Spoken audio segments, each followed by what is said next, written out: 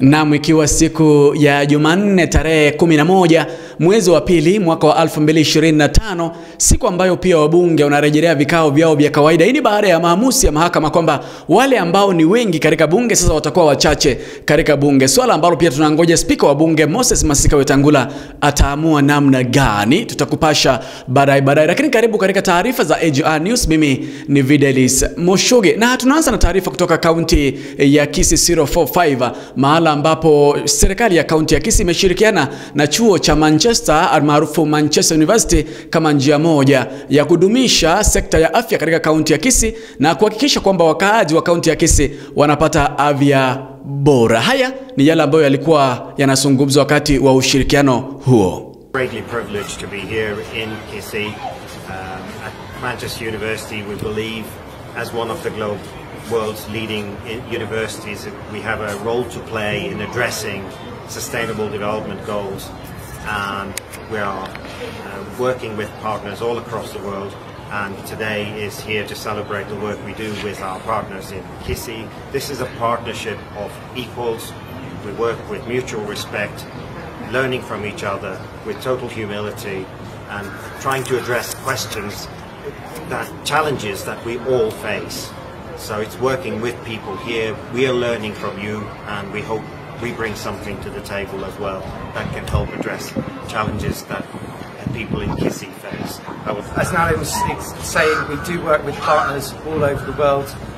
One of the most important partners to us here is in Kisii, both within the university and within the county. Last year, I was part of 15 students that took part in an exchange program at the University of Manchester. So what we did is that we were part of the International Summer School in Medicine in the University of Manchester. This is a program that brings together more than 30 universities from across the world. So we had students from Europe, students from Asia, students from Africa. So countries that were represented were Kenya, Egypt, US, UK. So many countries were represented. And the goal of this program was to harness research skills, number 1, number 2, harness clinical skills, and number 3, talk about patient-centered care. Na tukiachana na hayo kutoka kaunti ya Kisii, tunaingia katika kaunti ya Kajiado, mahala ambapo gavana wa kaunti hiyo Lelenko amejitokeza na kumkashifu gavana Mutahi Kahiga ambaye ni gavana wa Nyeri kwa matamshi yake ambayo aliyazungumza katika maziko ya babake seneta wa kaunti ya Laikipia. Mazishi hayo ambayo yalihudhuriwa na aliyekuwa naibu rais Rigathi Gachagua. Mengi na siasa zilishuhudiwa katika maziko hayo, huku pia jamii ya Maa ikiingishwa ndani, wakati ambapo Lelenko amejitokeza na kukashifu matamshi dhidi ya jamaa na vile jamii ya Maa. Tumeghadhabishwa sana na maneno ya gavana wa Nyeri His Excellency Mutahi Kahiga, ambayo ametaja nyumba yetu ya Maa kwa njia isiyokuwa na heshima. Gavana Kahiga amekuwa mstari wa mbele akipigania watu wake na kusema msiguse mlima. Tunataka pia kueleza kwamba msiguse wa Maasai. The Maa Nation, sisi kama wa Maasai tumekuwa community ya heshima katika taifa letu la Kenya.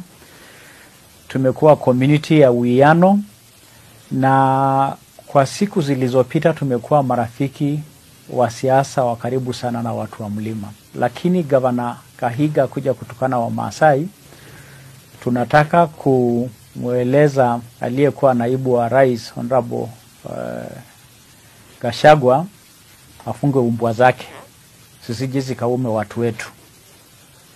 Na maneno ya Governor Kahiga, tusipopata ombi la msamaha hatuko tayari katika mazungumzo ambayo former president anaomba wa Maasai wakuwe marafiki wake.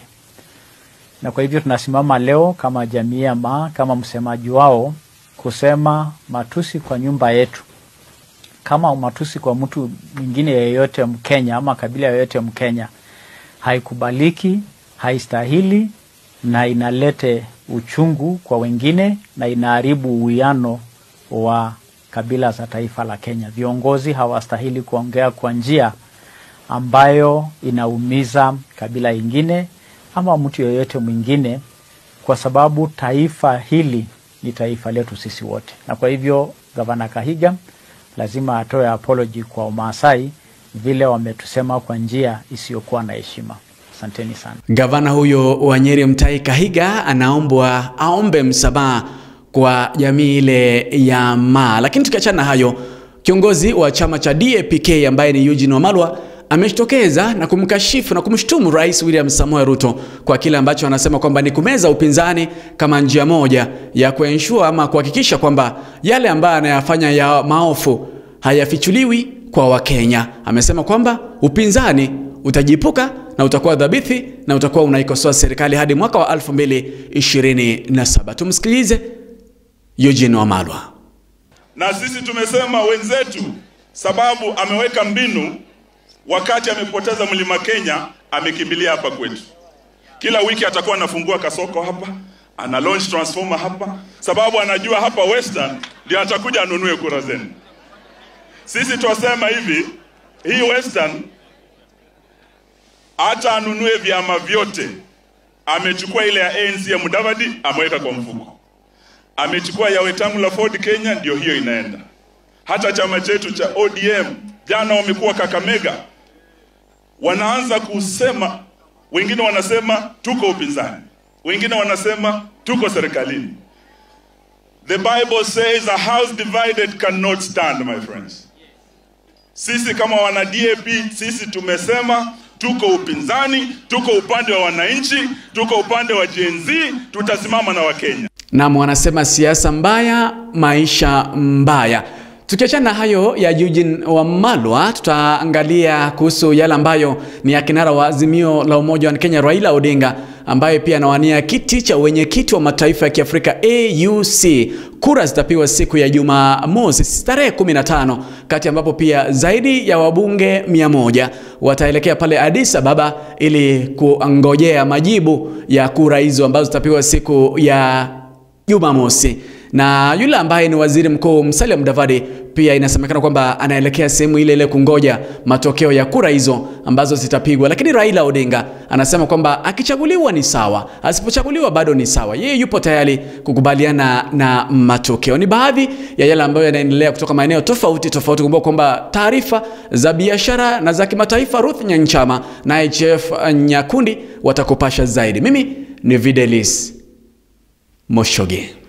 Na katika rubaa za kimataifa, mpendwa, ni kwamba kiongozi wa upinzani nchini Kampala, Uganda, Dr. Kizza Besigye anasusia kula chakula chake cha kila siku katika gereza lile la Luzira nchini Kampala. Hii ni baada ya ripoti ambazo zimetolewa na wendani wake, kile ambacho wanasema Dr. Kizza Besigye anasusia chakula kile kwa kile ambacho anataja ni kuhujumiwa kwa haki zake baada ya mahakama kuu nchini Kampala, Uganda kutoa uamuzi kwamba wanajeshi hawaruhusiwi kuhukumia raia.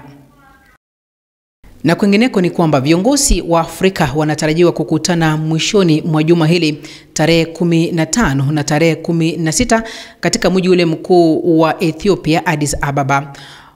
Katika mkutano huo unaowaleta pamoja viongozi ama wakuu wa nchi za Kiafrika, ni kwamba ni kumteua mwenyekiti ambaye atakuwa anaongoza tume ile ya Afrika ama African Union, ikiwa kwamba wagombea ni watatu, mmoja kutoka nchi ile ya Djibouti, nchi ya Kenya na nchi ile ya Madagascar. Jina langu ni Geoffrey Nyakundi.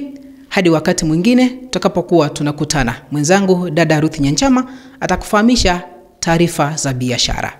Kwaheri.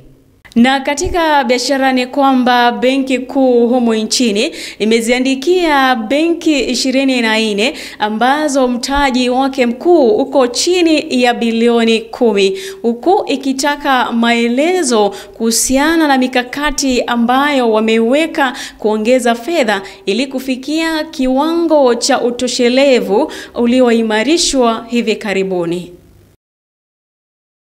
Kiachana na hayo ni kuwa kampuni ya bia kutoka Namibia ijulikanayo kama Weheka kwa ushirikiano na kampuni ya huko nchini ijulikanayo kama Kenya Wines Agency basi imezindua bia mpya ambayo itakuwa inalenga watumiaji wa kati. Nikomea hapo kwa sasa. Jina langu ni Ruth Nyanchama.